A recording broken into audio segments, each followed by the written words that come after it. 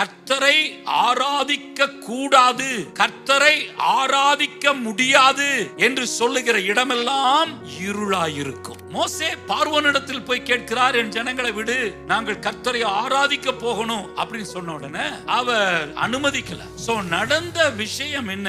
3 நாள் ஒருவரை ஒருவர் பார்க்க முடியல, ஒருவர் தம்மிடம் விட்டு எழுந்திருக்க முடியாத அளவுக்கு கார் இருள் தேசத்தை மூடிருச்சு. ஒருவேளை செய்தியை கேட்க பிசாசு விடுவான். உங்களுக்கு வேதம் ரொம்ப டாப்பா தெரியும், ஆவிக்குரிய விஷயங்கள் உங்களுக்கு தெரியும், ஆனா ஆராதனைக்கு பார்வோன் விடவே மாட்டான். சோ இப்படிப்பட்டவர்களுடைய வாழ்க்கை எப்படி இருக்குன்னா இருளா இருக்கும். சண்டைகள், பிரிவினைகள், குடும்பத்திலே ஒருவரை ஒருவர் பார்த்து கொள்ள முடியாது. அந்த குற்ற மனசாட்சி, வாழ்க்கையிலே தொழிலிலே எழுந்து அடுத்த கட்டத்திற்கு போக முடியாமல் 3 நாள் அப்படியே உட்கார்ந்துட்டு இருக்கிற நிலைமை. இவ்வளவு இருள், இவ்வளவு கொடுமை எதனால் வந்தது?